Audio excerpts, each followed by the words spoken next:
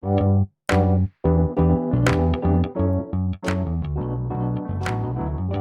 by Riverside.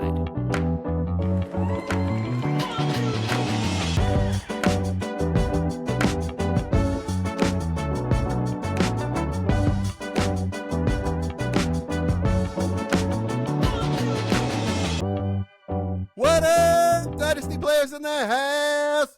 It's the Dynasty front office. I'm your host, Jesse Schneeman, and we are building championships one trade at a time. And I'm joined by three of the sharpest fantasy analysts in the business, starting with the auspicious Austin Bell. How you doing tonight, Austin? I'm good, man. I'm glad to be here. Episode 1, that's pretty freaking exciting. But how are you? I'm awesome. You remember to ask. See, it's not a gimmick. It's just that you're polite. That's right. From the South, born and raised. Right on, man. I really appreciate that. I'm good, no man. It's awesome. This is episode 1 of 1, so I'm pretty excited. I hope we have more than one. I'm going to be honest with you. Well, I guess what I meant was season 1, episode 1. There we go. All right. My main man, Chad Mendoza. How you doing tonight, Chad? I'm good, man. I'm good. I also hope we have more than one episode coming after this one. But I'm happy to start this endeavor with you guys and start something fresh here. I'm excited. Right on. And Major Mike Casper. How you doing tonight, Mike? What's up, Jesse? It is good to be here. Football starts tonight. We have football until February every week now. So what better way than to start off with us? Yeah, the Hall of Fame game. Eric Allen finally gets going. It's exciting. And Sterling Sharp. Sterling Sharp, yeah. Yeah, he deserves it. Yeah, I think this absolutely. year was Absolutely. a really good class of get it right kind of stuff. I saw Yeah, Gates got in, and he's the only player in NFL history to not play college football and make it to the Hall of Fame. Wow. Oh, That's wow. pretty crazy. Yeah, it is pretty That's crazy. impressive. That is crazy. All right, welcome in, everyone. Joining us live and on podcast. I guess we're not live tonight, but just on podcast. So, Austin, why don't you give the audience an idea what they can expect from the Dynasty Front Office podcast? Yeah, man. I guess we pride ourselves in player values. We enjoy roster building and pretty much everything in between, trying to help you win Dynasty championships, whether it's waiver wires or trade philosophies or just requests from people in the live chat or in our Discord, whatever it may be. Right on. And Mike, why don't you give everyone an idea where they can find us when we're not podcasting? For sure. You can find us on YouTube and Facebook at the Dynasty Front Office. Again, you can put some of your trade questions in there, and we'll get to future shows. On Twitter or X, we're at Front Office FF. And for our Discord, which Austin mentioned, check the link in our description. We'll get to your questions there, too. Beautiful. Yeah, the Discord's popping already. It's a lot of fun. Already we're doing trade questions and just kind of a little smack talk because some of us know each other. So a lot of fun already. And we'll be live every Thursday, starting next Thursday, followed by the pod release on Fridays. So please like and subscribe. It really helps this little thing that we're starting, trying to build. Every little bit of feedback that we get from you guys really helps. So really, really excited to get this going, and let's roll. In tonight's episode, we'll be bringing you the trade banger of the week, followed by hold, flit, dump, then deserted island, two things can be true, and then just a little pop culture fun to end the podcast. Y'all ready to roll? Let's go. All right. Do it. Trade banger of the week. Join the Discord. Send us your trade bangers, and it could be you next week that we're talking about. Chad, what do we got this week? Yeah, excited about this one. So in this trade banger, we've got a league format, which is a start 10 superflex, 1 running back, and 0.75 tight end premium. Team 1 receives Bucky Irving, Zach Charbonnet, Evan Ingram. Team 2 receives Sam Laporta and a 2026 first, projected to be a mid to late. All right, right on. That's a trade banger. I can give you guys a little bit of context on this since I'm in the league. Team 2 is in a full rebuild. All right, Austin? Off first glance, the Bucky side is the side that interests me the most, assuming I'm trying to score points. I think Evan Ingram's a really enticing prospect for the next 2 or 3 years. So that, and then Bucky got that top 5 ceiling. And Charbonnet's just one unfortunate Kenneth Walker injury away from giving you top 12 running back weekly. Porta, a little bit scary with the change in Detroit, but does have, what we've seen is a tight end 1 overall season. So obviously has an elite upside as well. And a first is always a good piece to get. I don't really have an issue with the trade either way, but just at first glance, the Bucky side feels like the side I would prefer. So Charbonnet, you're calling a high value handcuff, basically. Yeah, I mean, he's not a flex play currently unless they change their offense. Along the lines of Tyler Algier. Sure. Late second, third round. Yeah, I mean, he's going to cost a second from 95% of dynasty managers because of the ability that he can gain very quickly. But, I mean, you can't use him any week. I saw he's never had 10 touches in a game Kenneth Walker played the entire game. Mike, that's crazy. Okay. Mike, you're the Denver guy. Austin just said something outrageous that Evan Ingram's you're going to get 2 to 3 years of production out of Evan Ingram, who's what, 31? Is he really that old? Yeah, he is. I don't think it's outrageous for him to get 2 years. I think 2 to 3 is pretty fair to say. I think they didn't bring him in on a 1-year plan. So I really like it. Like, I like the offense. I like Knicks, and I'm not super high ever really on Broncos before this year. So, what would you pay for Evan Ingram? Fantasy. What would you pay for Evan Ingram just on his own? I think he's probably like, what would I pay, or what is he? Like in a 0.75, I think early second is pretty fair. Early second and 0.75. Okay. Yeah. Wow. Yeah, which is what we're messing with. So, yeah, I mean, I would say a second and a third from a playoff team, something like that. Right now. Not if you're scoring trying points. to buy a veteran, I mean... Yeah, if you're trying to buy a veteran and fill a tight end position that you really don't have anything. It wouldn't shock me if Ingram finished ahead of Laporta this season. Chad, do you agree with all of that? Yeah. I'm terrified of Laporta this year, and a lot of it has to do with how I feel about the players outside of Laporta in that offense as well. Amon-Ra is going to be Amon-Ra, and I think Jamison Williams takes another step forward this year, personally. I just from what my eyeballs tell me, just don't think Laporta is the guy that everybody was trying to make him out to be when we saw, some of that elite production, especially in that down tight end year. But this past season, I think, is kind of what we saw this past season is kind of what I would expect going forward a little bit, with the safety net there of the touchdowns, just because he has been so good in the red zone. That is one area I think he's probably rated correctly on. But yeah, Evan Ingram I think is a great buy in that offense if you can get him this offseason, and I think the price is pretty nice. So I prefer team one with Bucky Irving. I think coming into the season, I think the hype was legitimate. I think he is a really good player. I'm excited about him. Evan Ingram, I think, is going to beat, the value you're spending on him. I don't think it's out of consideration for him to, you to get 2 to 3 years out of him, like somebody was saying earlier. Even with him turning 31, I think that's fair. He's still a pretty athletic player who hasn't shown signs of slowing down a whole lot. And Zach Charbonnet is just one of those guys where, I mean, if some way he was able to get a hold of that job, he's a good player. So, the first is buoying that team 2 side with Laporta there, but I'm scared of Laporta, and he's carrying the significant, weight of that trade on that side. So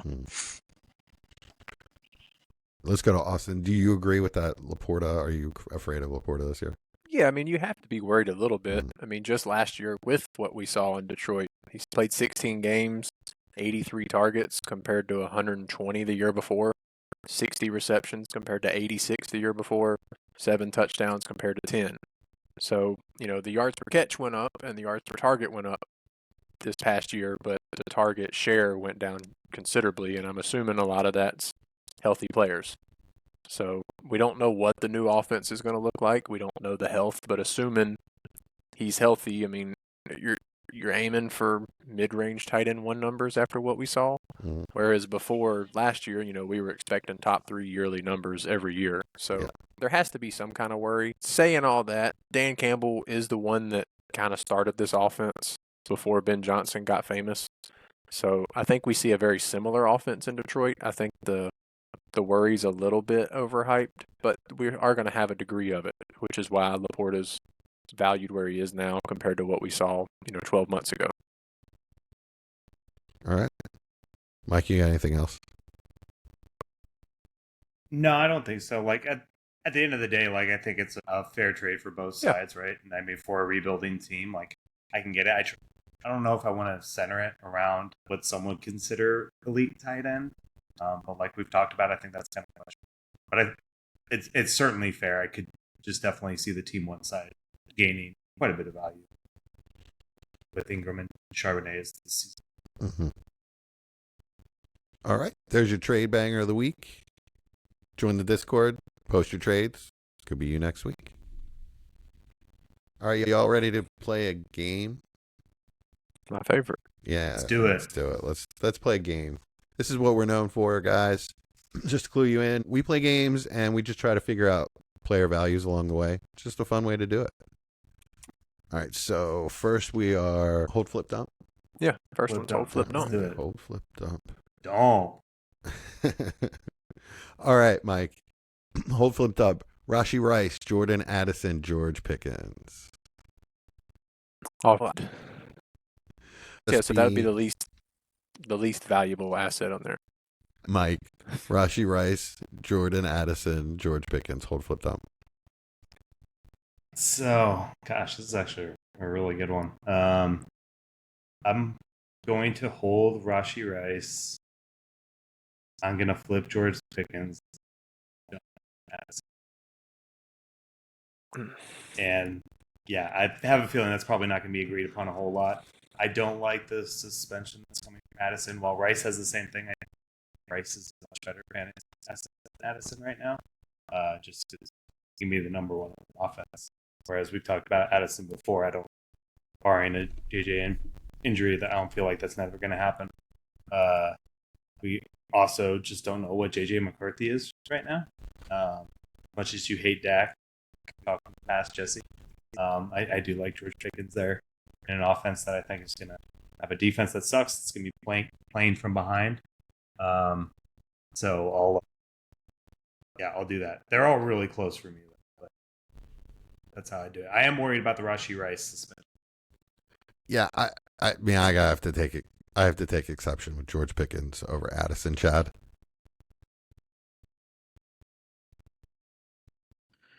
Yeah, so it's a really tough one. I think the players are all in kind of unique situations here. They're have a lot of the same issues going on. I'm gonna hold Rashee Rice. Jordan Addison, George Pickens is tough just because of the kind of legal issues with Jordan Addison and where that's gonna end up. You hope he's gotten his stuff together, but yeah, I'm gonna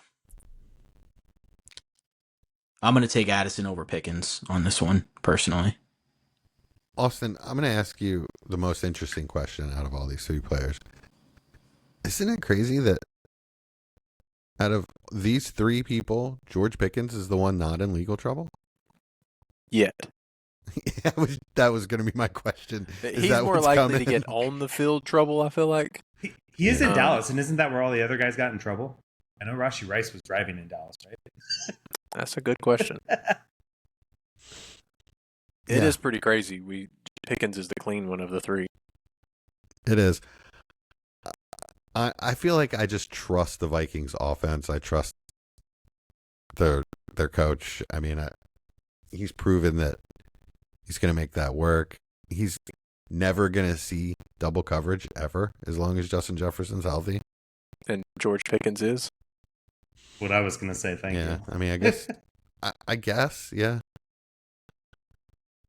Yeah, that's the issue with, or I guess not the issue, but that's what makes this example so cool is all three players have such unique kind of risks going into the season, where you can argue any of the three could really drop value and not just a little bit, but a lot. So, yeah, it's interesting.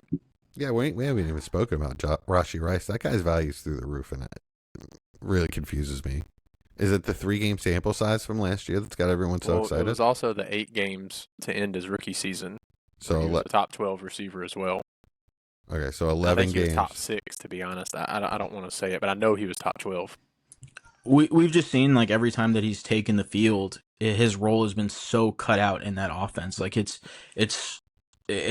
we go into a game knowing exactly what you're going to get from Rashee Rice, which is high in production in a very specific role, and every week that he plays, that's what he does. And so it's just that safety of, saying in your mind, this is what I expect from him, and then it just translates onto the field every single time. I mean, his role is just so predetermined. It's pretty safe. The unsafe part is everything else, right? Yeah. So, I mean, there's been so many different iterations of Andy Reid's offense. Who's to say that he's not going to change again, and that's what he's going. Who's to going to make it change, though? I mean, I'm the Xavier Worthy fan of the group, and I still don't think he's going to do enough to make Andy Reid change his offense. I mean, I think that's the combination. I mean, that's what they're looking for, is to get more dynamic plays, more downfield plays, and the combination of Worthy and Hollywood Brown. But has their O-line been upgraded enough this offseason to do that? Because No. to me, no. No, you're right. And I mean, Josh Simmons, them drafting Josh Simmons and him being healthy is a ginormous thing for Pat Mahomes. I see he's pretty much already won the starting left tackle job. That's bigger than anything else they've done this whole offseason. But, I mean, they lost Joe Thuney. They're having a battle currently for right tackle. So, I mean, there's still going to be question marks, which means Rice is going to cook in the short area. And that goes Right. without saying, like the worthies of that offense, the Hollywood Browns, like if they were to perform well, that doesn't take away from what Rice is able to do in that offense or what he's expected to do. It adds to it, right? Because it opens up the whole short area of the field, which is where his role is, predominantly in. So he's just used as a big slot receiver. I mean, in the same light of like an Amon-Ra or what a lot of people wanted Keon Coleman to come out and do his rookie season. It's just that role. It's so easy to see, and there's nobody in that offense that's going to take it away from him, or at least that I know about. Yeah. Okay. Case closed, I guess. Well, I'm going to give mine since I didn't get to, but it's Rashee Rice, hold.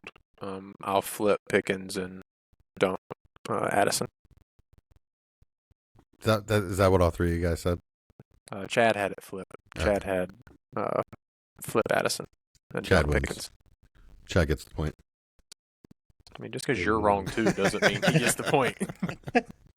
2 versus 1. We Yeah. both get points. Yeah, you guys forgot to check the small print. Scoring in this game You can't is read it anyway. subjective. Don't even have glasses. Yeah, come on, man. Hey, didn't cut bring it my out with the old glasses. jokes, okay?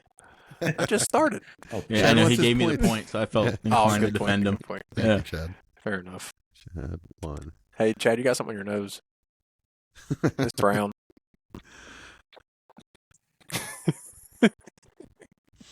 Evan Is it Ingram. gone? No. It'll be there all episode.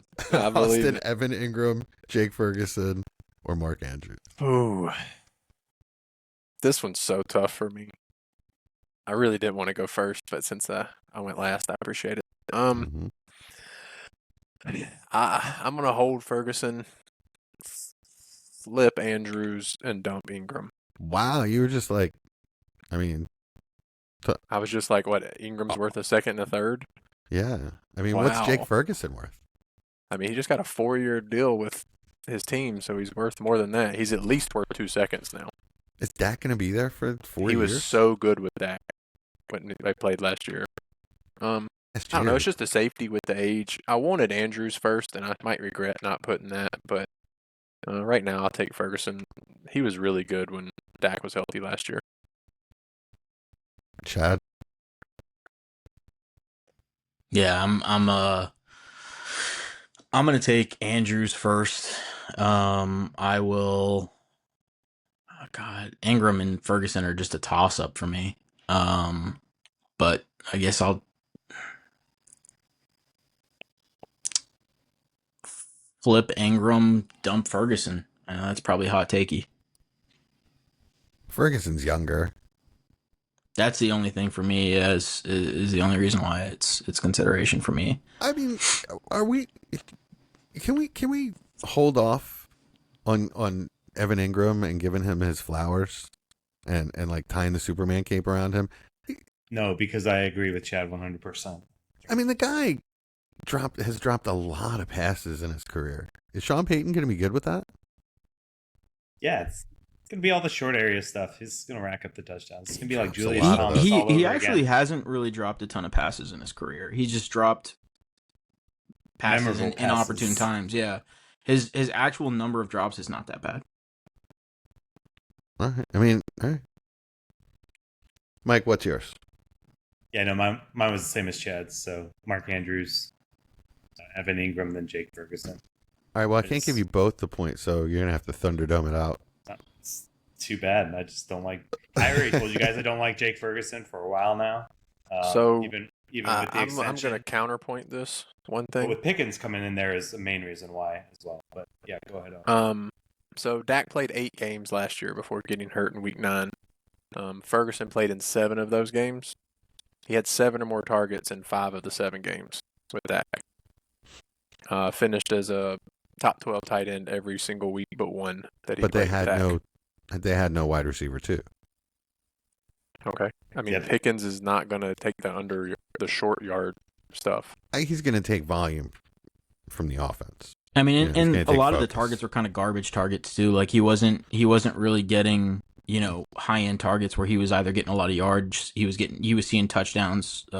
He was finding himself in the end zone or anything like that. I mean, it was just a lot of Dump off 7 yards. Yeah. 7 he to had 10 0 target, touchdowns. 40, he had 0 50. touchdowns. What's that? Yep, he had He had 0 touchdowns 0 last year, touchdowns. and Yeah. so it's not only I would say Pickens is part of it, but also I think Javonte's part of it too. I don't think Javonte's a huge threat, period, but he did catch a ton of balls in the short area of the field, so I think he'll be a better outlet for Dak than Mhm. whatever Than he Rico had was running last back. year. And currently, Mike, I think you mean Jaden Blue running with the ones. Oh, the guy that's lazy. Yeah, that's And lazy. he fumbles. His own coach even said is lazy. And fumbles. Nah, And I is don't running think with that's the a coach problem. says he's lazy, And That's is a big running with the problem. ones. Either way, Interesting. Yeah, it is. I don't know. I feel like he's Dalton Schultz 2.0, and look what happened to him. Maybe. I mean, it's tough for me to decide what to do here. I know Austin is wrong. And I can't give 2 points for one question, so I'm going to give Austin a negative point. I like that. I like Nice. That's perfect. This is so whose line is it anyway? I would never watch that show. I have respect for myself. Not much. Chad. No, you're right. Josh Jacobs, James Cook, Kyron Williams. As the resident Kyron Williams stan. Oh, not anymore. Not anymore. So this is a really, really tough one. I think I'm gonna go kind of against the grain here. At least I think it's against the grain. I'm gonna hold James Cook. I'm gonna flip Kyron Williams and dump Josh Jacobs, even though I hate it because I love Josh Jacobs this year. Whew, wow. Oh, Actually, nope. Scratch that. Hold James Cook. Flip Josh Jacobs. Oh my dump gosh. Kyron Williams. We need to mute his audio in because he heard Jesse say, "Oh, I don't know. that nose must have tingled."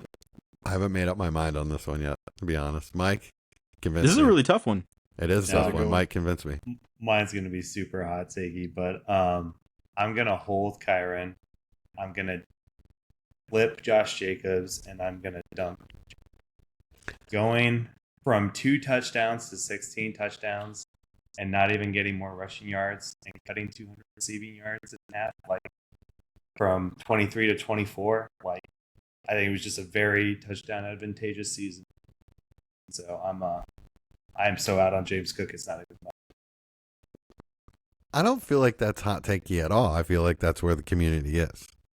But if we're talking value wise, I think he's probably valued more Than Kyron Williams? and Josh. Yeah. Well, I mean, so we can call James Cook's season TD dependent and fluky this past year, but he was still a RB1 the season before. It's not like he was, it's not a crazy different season. I mean, he's still a top 12 running back. Yeah, Two seasons in a row. And I think you saw a real improvement in James Cook over the last couple of seasons. When he was coming out, if you guys remember, I was the lowest on him.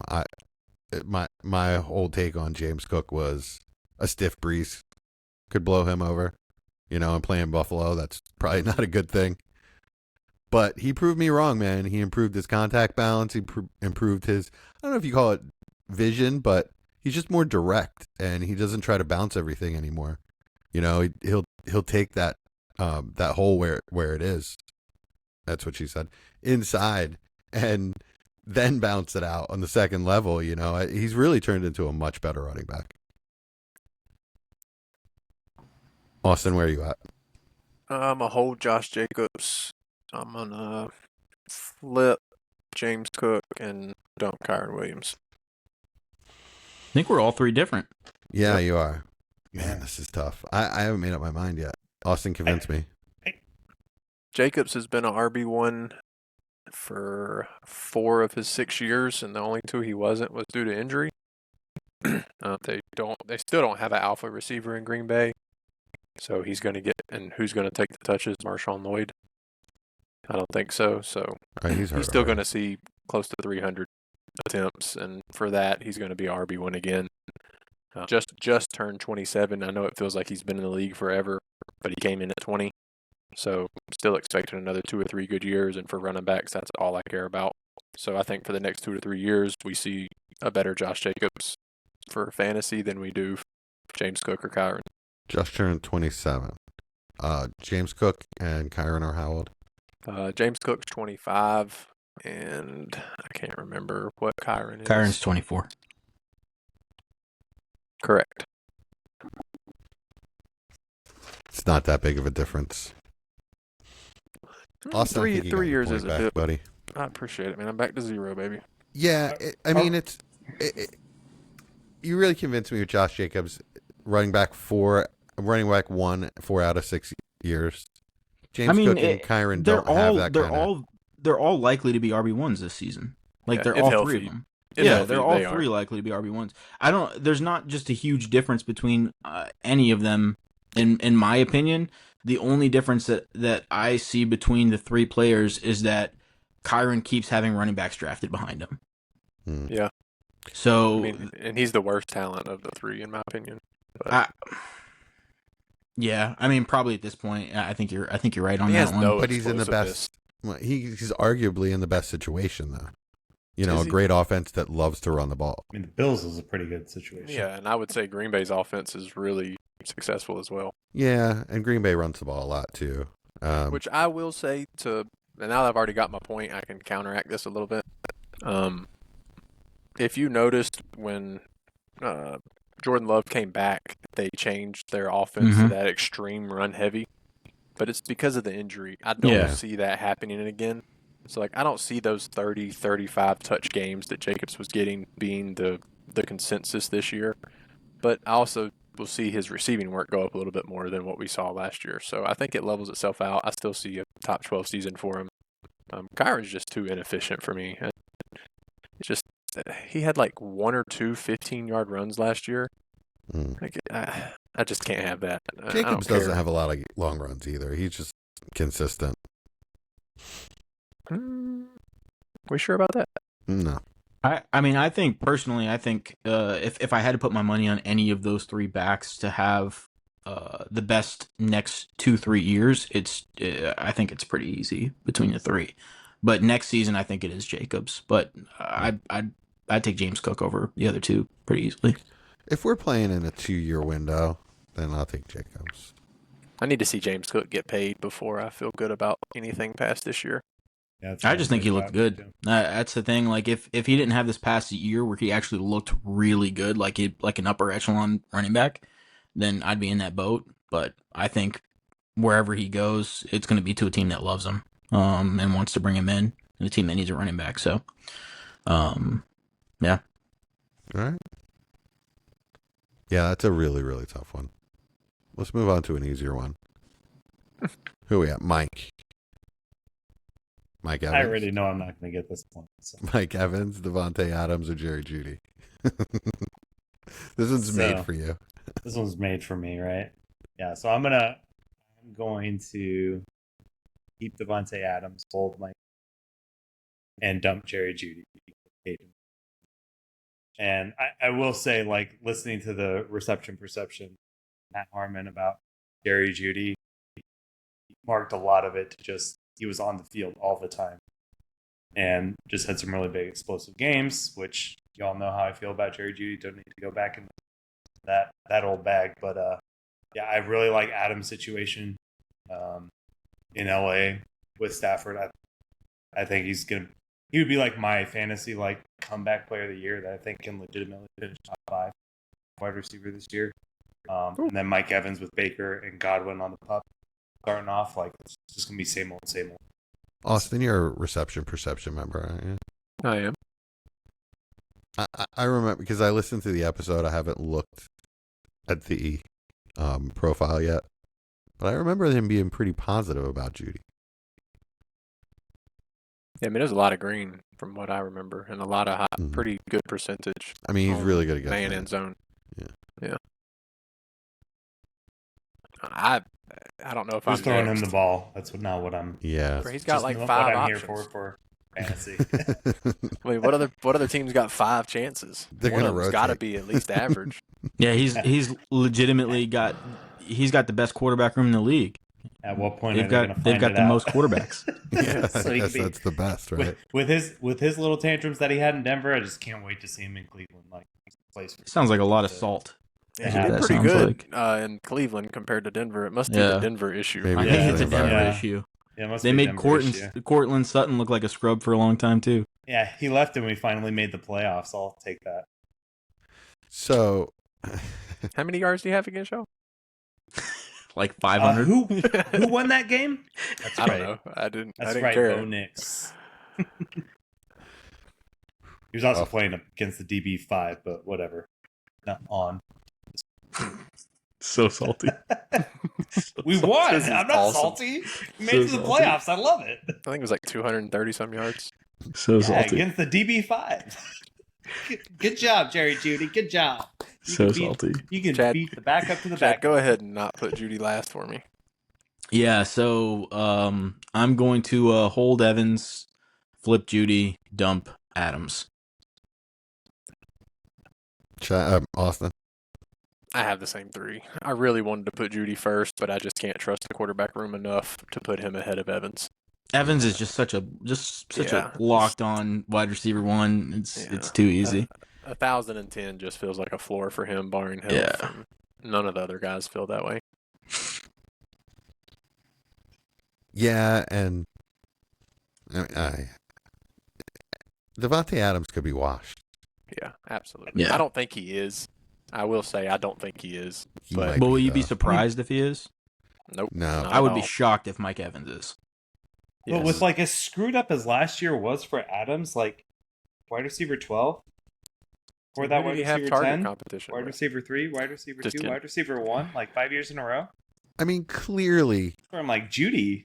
Judy is third in football in the ranks of like who's the best football player out of these 3. Clearly, it's Judy. If you want to take all 3 of these guys in their prime, clearly Judy is third. He's third of football and He's third also of quarterback right now. He's also half their ages. So, in football He's 16?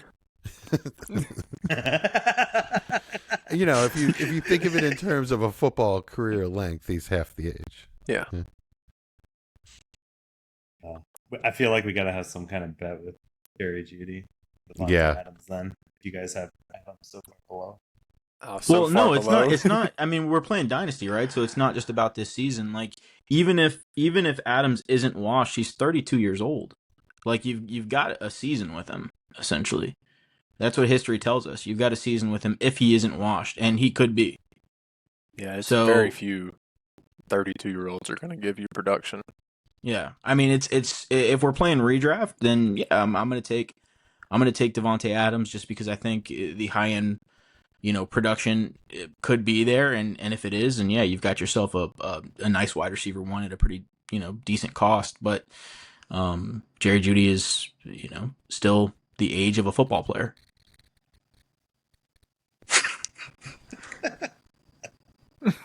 Age of a football. What does that even mean? Not a podcaster. Yeah, Oh, not it's a like not a- a Devontae Adams is just about done. Is what I'm trying to say. He's gonna He's got that be in a dog. booth or at home watching football with the rest of us. Oh, speaking of that, I heard the craziest thing. Where did I hear this? Christopher Harris's podcast. Do you know what Peanut Tillman does for a living now that he's retired from the NFL? Isn't it real estate? No. Is that punching people? No. Peanut salesman? Well, he might actually. It is possible in his line of work. He might punch someone. He's a bouncer. Yo, Peanut Tillman is an FBI agent. Oh, Nice. Oh, nice. He was Straight always really up. smart. I can see Yeah, that. apparently he's extremely smart, and I think that's amazing that he went from pioneering the peanut punch, and that's like his That's claim gotta to be his fame in code the name. NFL. Isn't Peanut, that like move it, the isn't that the wildest thing though in the world? Like nobody thought, hey, you know what? Let's just punch the football out of their hand, like Yeah. all the Well- time. Let's just try to do that. Well, coaches they coached you not to do that Yeah. because you're going to miss the tackle if you try Yeah. to do that. But he got so good at it, they're like, all right, we're going to have to do that. It's like the tush push. Like, you're Yeah. so mad about it. We just have to do it too. We can't talk about the tush push. This is a G-rated show. I'm moving along. I don't want to talk about it either. Casper, I've already gotten the score written in here, but you can, if you'd like, try to defend yourself one last time. All right, your negative point for you. All right, I should we? hate Jerry Jeudy, and that's the way it is. All right, that's it for Flip dump. Thank you, hold flip dump.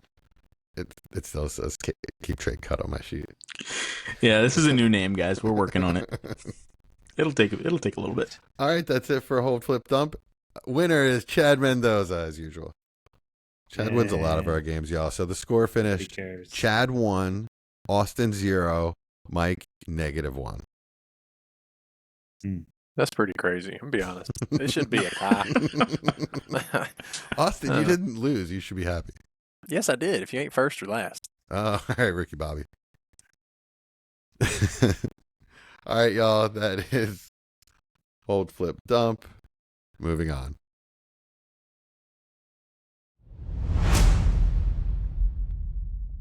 All right, question for you, Chad. If you were stranded on a deserted island, what second-year breakout player would you take with you?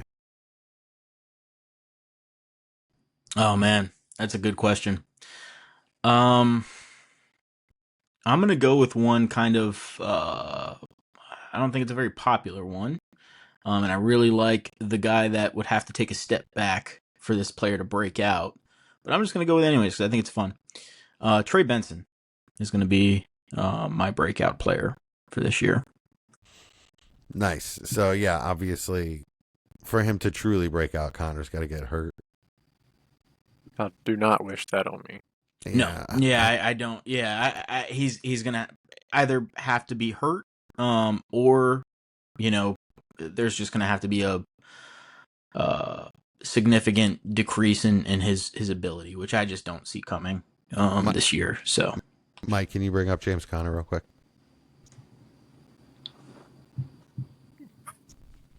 What? Austin, What does can that you bring up- mean? Can you bring up James What do you Conner's mean? Bring numbers real bring quick? up what? Oh, I- James Conner's oh, numbers. Yeah. It's like bring You up just what? said, can you bring Come up on. James Conner? I Yeah, thought- what I you thought want to James know, Conner sir? was in the next room or something. He's like, Yeah, okay, no. bring him in. Bring him up. Thought I was getting punked or something. Like Like- James Conner was gonna come out and yell at me for picking Trey Bring Benson. him out. Bring him out. It would be amazing. All right, somebody put that in the future episode notes.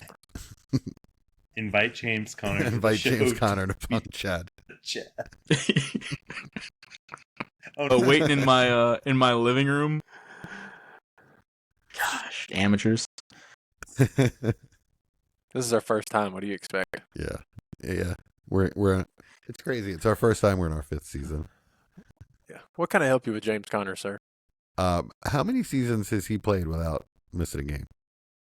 Missing a game? Yeah. 0. Last year? He played 16. 16. How many seasons? But he missed week 18, so that doesn't really count. No, that's what I'm getting at. Was last year the first year he was like healthy for a full season? He had 13, 13, 15. So 2021 he was healthy, finished as RB5. 13, 10, 13, 14. So it feels like he misses a lot, but I mean that's pretty average for running backs if we're going to be honest. He misses 2 roughly to 4 3 games games. a year. Yeah. RB11 last year, only off of 230 attempts. So that seems like that's definitely doable again for another year. What's it take to? What's it take? All right, let's say Connor doesn't get hurt. What's it take for Trey Benson to be relevant for when they're both? Can he get traded to Dallas before the trade deadline? I mean, is there a possibility of he gets like 40%? And Sure. so this is my thought on it. James Conner and Austin actually just mentioned it. He really does not need high volume workload to get his numbers, and he just doesn't get it, right? He doesn't get the 300 carry seasons or anything like that. He's usually around that like low 200s, high 100 carries a year, right? There's room for Trey Benson to come in and look good. And that's what I'm looking for. I'm looking for Trey Benson to come in, get 70, 80 carries and look really, really good doing it. I just really like Trey Benson as a prospect. I think if he was able to do that coming into next offseason, you're saying, okay, we're cooking with something here. We've got something to go off of. Whereas, last season it just didn't look like he was ready, which is really, really scary for a running back. I don't care what kind of prospect you are, but I'm excited to see if he's able to carve out a little bit of a role here and be a kind of a good backup running back, essentially. Yeah. Chad, keep trade cut has him about dead even with Michael Pittman. Who would you rather have? Oh, that's easy, Michael Pittman. I agree. Do Yeah. we still believe in the talent of Benson? Yeah, that's what I don't want to give up on yet. Even though it's really easy to do, like I said with the running backs, just because I do want the running backs to show something year one, and so I do find myself giving up on a lot of those guys. Trey Benson, especially a little bit ago, his value was so low at during the season where you could acquire shares for basically nothing, which is a great entry price, right? So maybe at this point you're a little late if you're trying to buy in because people are saying, okay, let's just jump into the season and see what's going on. But maybe not. Maybe you'll find that Trey Benson owner that has completely given up on him still and just still has him on the back end of his roster and can't get rid of him. So it's pretty crazy. Keep trade cuts got him pretty high. They got him at RB29, ahead of Brian Robinson, ahead of Joe Mixon, Travis Etienne. I guess that's higher than I expected. I would have thought all those guys would be ahead of him. I mean, even like Kyle Williams, the rookie from the Patriots, is below him. I think. Yeah, I feel like if I wanted to get Trey Benson in the draft, in this last rookie draft, let's say you still have a rookie draft to go, because I still have 3, actually. I think you can get Trey Benson with a late second. Yeah, I absolutely agree. And it's actually not a bad idea, because that's where running backs are washed up. Once Scatabo is done, I'm not a Tootin guy. I mean, I like the player, I just don't like the situation. He's got way too much to fight through to spend it. I'd much rather get Trey Benson on with a late second than somebody like Bashal Tootin. Y'all with me on that?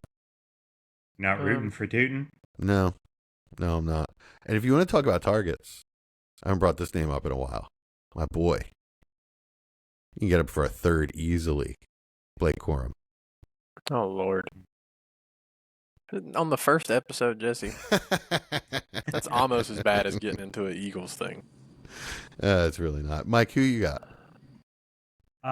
So for mine, I'm going to go with the man, the myth, the legend, Ricky Pearsall. So obviously came on late last season after getting shot.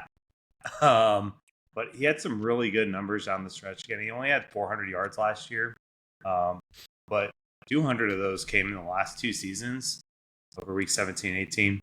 And he did catch 2 touchdowns, and he had over 7 targets a game as well. So he's had some pretty elite speed coming out. This was at the combine, and with Ayuk coming off injury, and now Jennings wanting a raise, and now Jennings has a calf injury. He could really be him and George Kittle, right?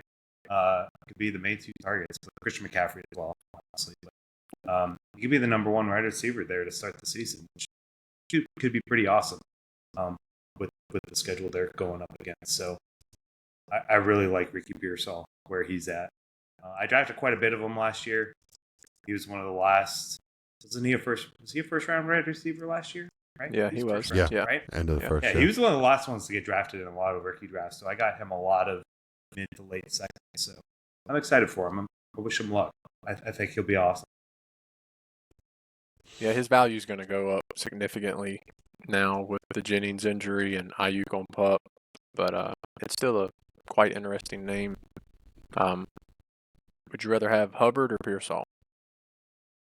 Pearsall. Okay. Closest receiver to him is Chris Olave. Olave. Tyreek. Yeah. I mean, that's the name. That's the receiver right below him.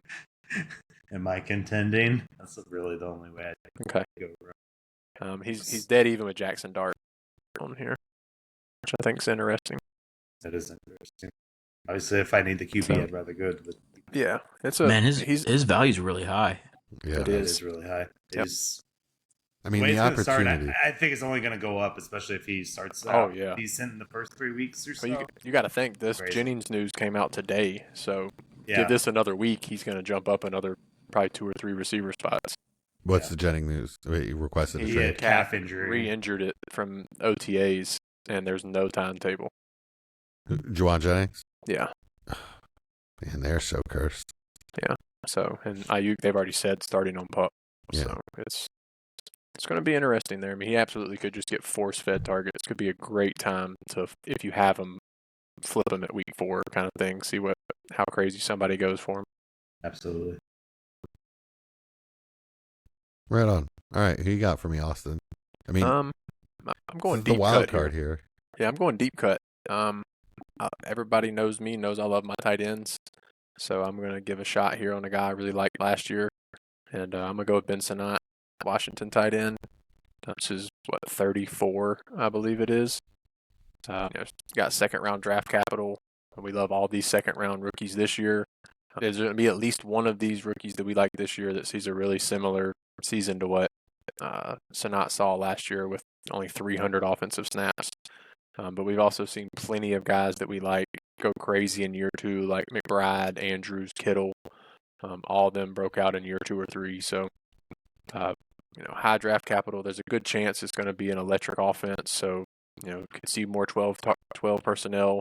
We're not going to get into it, but with the McLaurin request trade, who knows what happens there. But there's just plenty of opportunities for him to grow with Daniels and become more of a main cog. And I know a ton of people, myself included, probably sold McBride a little cheap after year 1, and obviously I regret doing it considering what came after. But I just think there's a good chance we see a considerable more offensive usage. So I'm gonna be looking out for it in the preseason and early on, and see if we can get a quick jump like a lot of these tight ends have. Yeah, I like that one. I thought you said I thought you said you were changing that. I was going to, but I decided not to. No, it's a good one. It really is a good one. He's just black by Ertz. I mean, the quarterback is so good. If he gets in there, it's a lot like Trey Benson.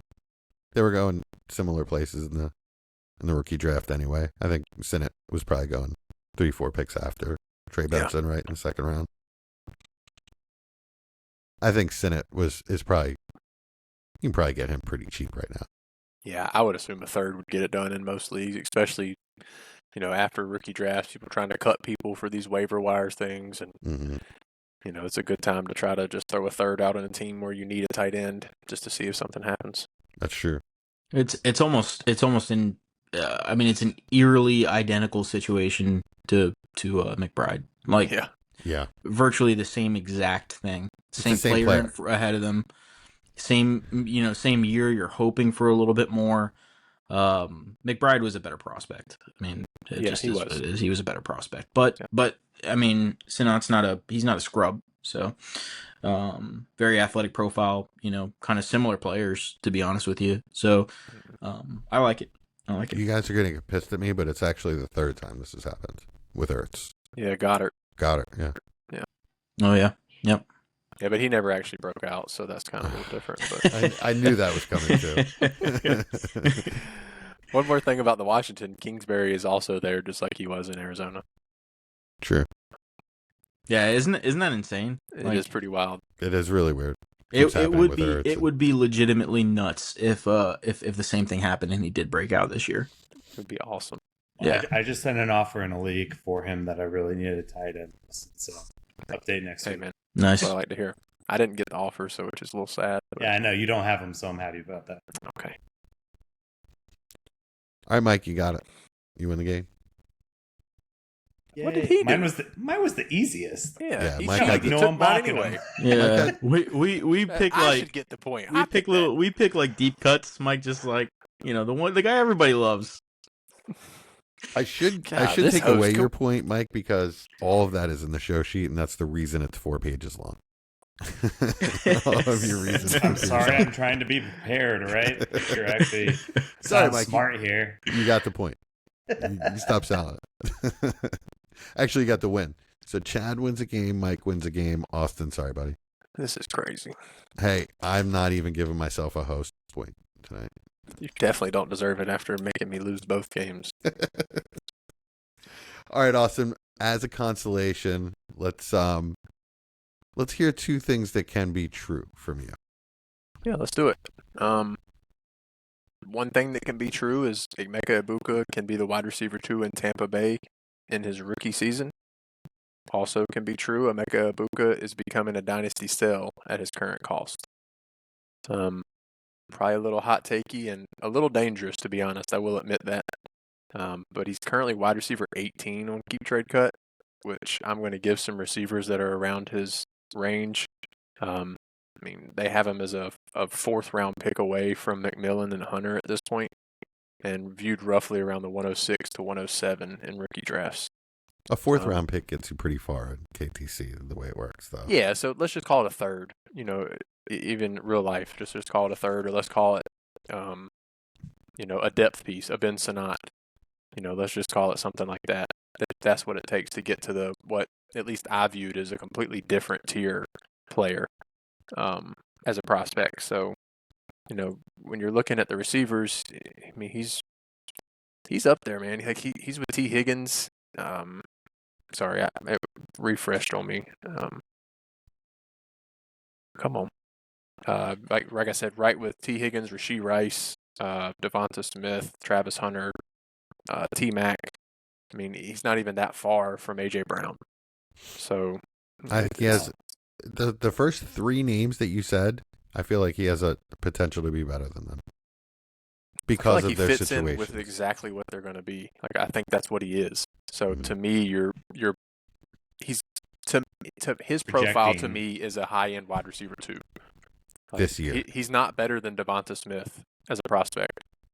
And I Devonta think Smith he's- is blocked for a while. Okay, for being but a wide receiver 1. sure. He could be blocked for a while. But yeah. my point is, I mean, he's going to be blocked this year, and I would assume likely next year. Maybe not, but likely next year. I just don't see an avenue that we see a significant value jump for fantasy. Sure, even Ladd had a crazy season, but Ladd has nobody around him that scares targets away. That's why we see the value jump up to wide receiver 10 currently. I don't see an avenue for extreme production like This year. But, I mean, if you look at it in a 2-3 year outlook, Mike Evans isn't going to be there. Godwin's also getting older. He's going to be the wide receiver 1 there, JSN style, in a year or 2. I mean, Could is he? happen this year. I think maybe 3. Like Godwin just got re-signed. Yeah, 4-year deal. All right, did you see that Godwin injury last year? Are you sure he's coming back at the age of 29? I mean, yeah, because they just signed him to an $80 million deal. Like he's That doesn't Godwin mean at anything. 80% is a better player than Egbuka is, and I like Egbuka a lot. I think he's priced at where he should be if he has a good exactly fantasy my season point. this year, and he hasn't That's even stepped exactly on the my field point. yet. I disagree. I think any NFL player at 80% is unplayable. To be honest with you, at wide receiver, you see these guys get nicked up a little bit, and they play like. To me, I would much rather have Adunze in a second over Egbuka, and that's the current price. That's crazy. That's I'd take my Rome whole straight point. up. That's crazy. Yeah, I That's would my take whole that point. too. Rome is undervalued though.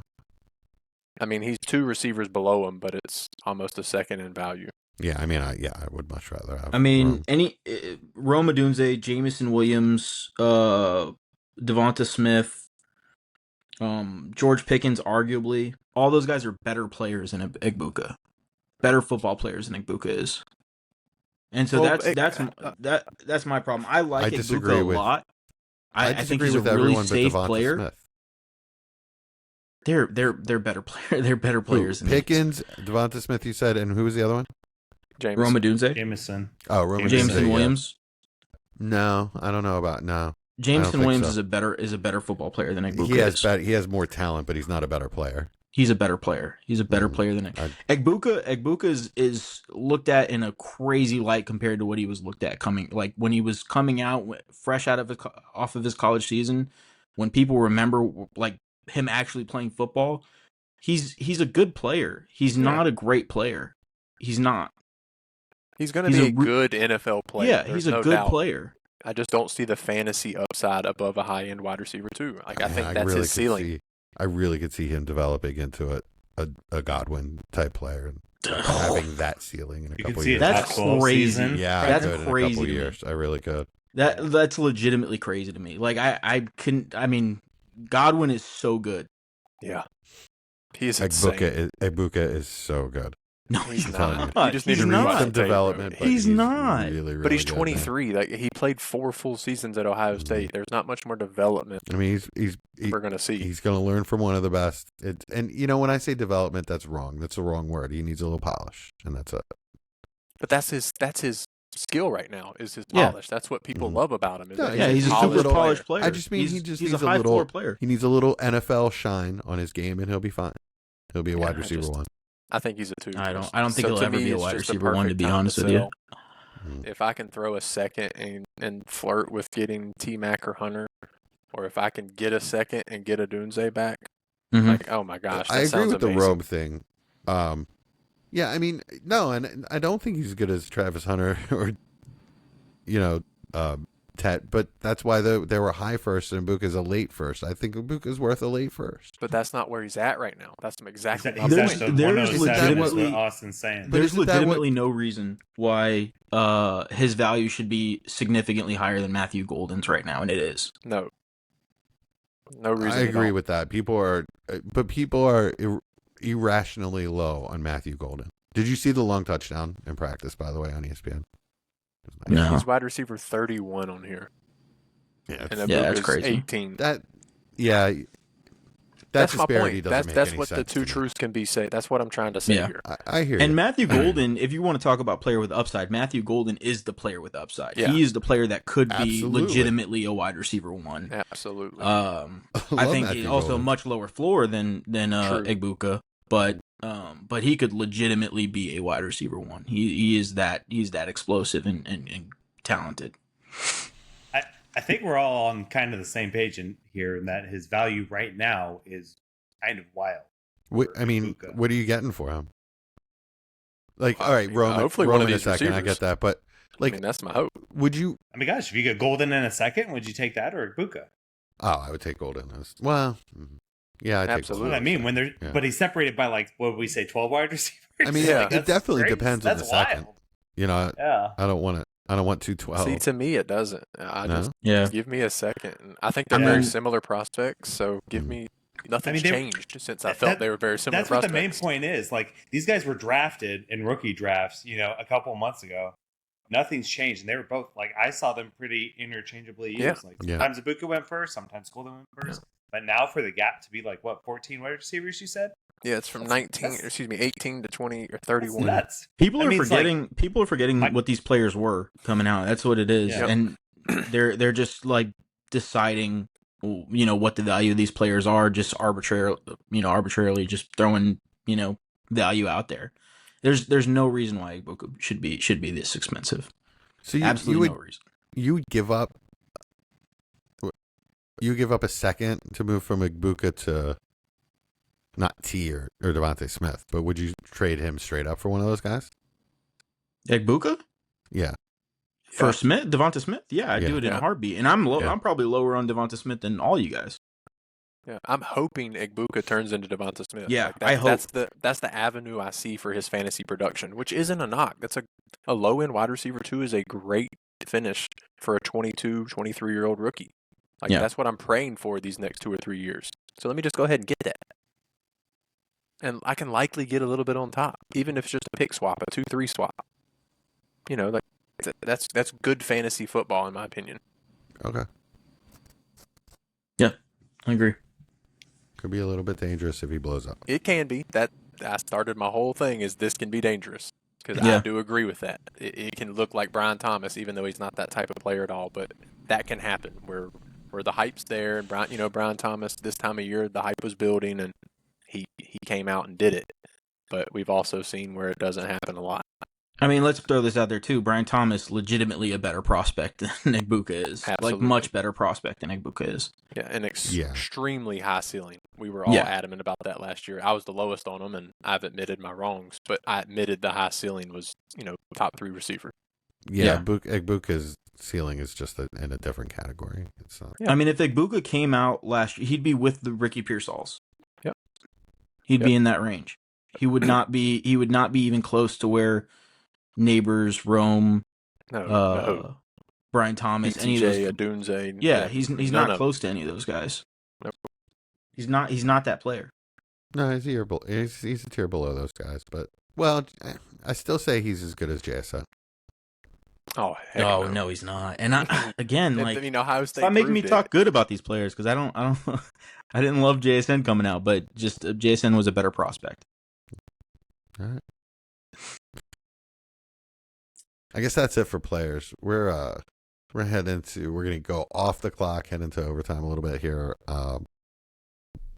Mike, Yes. you see anything good in the last week? Any good movies, TV shows? What are you watching? Yes. I'm sure everybody's seen it on their reels now, but Netflix, K-pop Demon Hunters, as idiotic as it sounds, the soundtrack is so banger. It's crazy. You would think like, oh, there's maybe one good song. No, the whole soundtrack is amazing. It is playing in my car. My kids are dancing. I'm dancing with them. And it's actually a really good story, believe it or not. So animation was done by Sony. So if you like the way they did the Spider-Man, the Spider-Verse, it follows that same kind of animation. But the music is amazing. The fake bands that are in this TV show are the #1 K-pop band of all time. They're not, and they're obviously voiced by real people, but it's not like a band voices everyone. It's just individual singers that make up this band in the show. So there's 2 bands. So it's really crazy. As dumb as it sounds, it's got a good moral, really good songs, hits you in the feels. But yeah, it's really good. Yeah, that one's too far out there for me. I'm pretty sure it's like the #1 animated movie on Netflix. I saw it today with my kid, and it was pretty bad. It was awful. I'm just kidding. No, it was really good. It was really good. Just wait. Just wait. No, it was good. I went over to Mike's town where he lives. We went to go catch a movie together, and got into his car, and yeah, there was that soundtrack playing, and I was like, this is before I saw it. I'm like, what the heck is going on here? He's like, sorry. Yeah, no, it's good stuff though. It's a good one. Oh Lord! All right, well, I watched Happy Gilmore too, and it was funny. Had some laughs. Did you guys watch it? Yeah. I did. Not yet. Not yet. Okay. I mean, it's worth a watch. My wife actually liked it better than the first one, if you can believe that. Really? Hmm. She doesn't like Adam Sandler. I'll tell you off air what she calls him. It's not suitable for podcast land.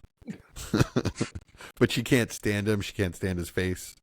There's only certain movies she could tolerate. She liked The Wedding Singer, but she did not like the first Happy Gilmore because she calls it bro humor, whatever. Same reason she doesn't like Shane Gillis. And bro humor's the best humor. I'm telling you, she just doesn't. I mean, she's funny, but you know, she just doesn't have She doesn't a full. have your sense of humor. She doesn't have a full range of a sense of humor. You know, I can appreciate any style of humor. She, you know, she's closed off to it. So, but she liked Happy Gilmore too. I thought it was funny. There's 63 cameos in that movie. Yeah, I really Wow. enjoyed it. That's crazy. Yeah, it's kind of fun trying to pick them out. Did y'all figure out who the oldest son is? No. He's I didn't. I'm gonna be honest. I didn't try to figure out who anybody was. I recognized him because I saw him. Completely honest with you. I recognized him because I saw him in a documentary on the Von Erich brothers, and he's a pro wrestler as well. So the guy that plays the That would oldest be why son. I don't know it. Yeah, I had to look it up, Travis Kelce, and it was kind of wild, but but I recommend it. Definitely worth a watch. Him Anyway. getting eaten was pretty cool. by a bear. Yeah, Yeah, I that was like pretty it. awesome. Chad, anything good for you? Cocomelon? I saw Fantastic Four. We did. That was What'd you good. think? I invited Chad this time. Was it good? It was pretty good. Yeah, it was good. It's one of the better Marvel movies in the past 25 years, I feel like. Since Endgame? Yeah. Yeah. Pretty much. Yeah. It's unfortunately not saying a ton, but it is saying at least that it's a good movie. Yeah, it's a good movie. Well, the way Chad said it, I think sums it up pretty good. It's like a trailer for the bigger movie that's going to be coming out in the next. Yeah, With Doomsday and stuff. It just it's sets hard. up a lot. It's hard to explain it. Like you watch the movie and you finish watching it, and then you're like, this felt like somebody summarized the movie for the next movie. Like it was really weird. It felt like a 2-hour long trailer almost. But it was good though. It was good. Like the acting. I really like who they chose for like each role of the Fantastic Four. Well, It was really well done. yeah, I appreciate that too. Because of that, I get to go see it in the theater because my wife is all about some Pedro Pascal. So is mine. So is mine. Yeah. I mean, What the hell, man? He's been around for a while. it's Like, weird that's because the I mean, she's attracted to me. I look nothing like him, so I don't get it what she sees in that guy. I was gonna make a joke, but that one was too. No need. He did it himself. Yeah. Back to Fantastic Four though. That is a first. There's never been a good Fantastic Four movie. If you're saying it's a good movie, Yeah, that's Yeah, true. it's good. It was. It's It good. is good. I mean, if I could rattle off I mean, what was the last one? Oh, it was Michael B. Jordan. I No, don't what think was I've the ever last seen one that that one. I saw in the theater that was with the guy from That was the last one. the guy That from was the Stranger? last one, but I mean, one came out in the 70s, I think, Jesse, probably. What Maybe was it the one with last the guy one. from Stranger Things as the Russian? Oh, the Thunderbolts. Oh, I thought you were talking about That has Fantastic- nothing the to do last with Fantastic Four. I was like, it's more. I'm just saying Marvel movies. That Wakanda Forever. it's That's pretty just good. terrible, man. Thunderbolts Thunderbolts wasn't bad. is good. Yeah, I I didn't enjoyed it. like it a bit. It was not even for a superhero movie. It was really hard to watch. I've watched it twice, so I guess I don't agree. Oh, I may watch it again. Yeah, I'm waiting for it to come out. That's, gonna- I was trying to figure out. I was trying to remember who was in like that Fantastic Four that was released in like 2005. Jessica Chris Alba, Evans, Chris Evans. Jessica Chris Evans, Alba. yeah. Yeah, that's a good one. See, I no, agree. I it's enjoyed not. was It's great. terrible. That was good for its Jessica- time. He's like, I Yeah. had good such for a its big time. crush on Jessica Alba back then. Yeah. he's like jumping. Absolutely. He's like did. jumping motorcycles Her and eyes. stuff. Ugh, it's so bad. Her everything. I am gonna hate this new movie. I can already tell. I'm not gonna like it. You guys like everything. No, you'll like not it. true. Jesse, We were trust me. children when we watched this, though. You were like 42 or something. Yeah, So. you were already, Yeah. you were point. already in your grumpy old man Yeah. age. The- I phase was the whole- that you 13 and saw I it. had Jessica Alba. I mean, of course I liked Yeah, I it. had Jessica Yeah. Alba, and I was like, yeah, whoa. yes, that's correct. All the hope We had saw it been when sucked out. we still had like hope and joy in life. Yeah, Yeah, right. Going through that's true. puberty. Yeah. That's true. That's why I like the first Star Wars movies, because I was a child. Yeah, right. Everything's better when you have Child. I was I'm not kidding. around. I so love I didn't have to make that joke.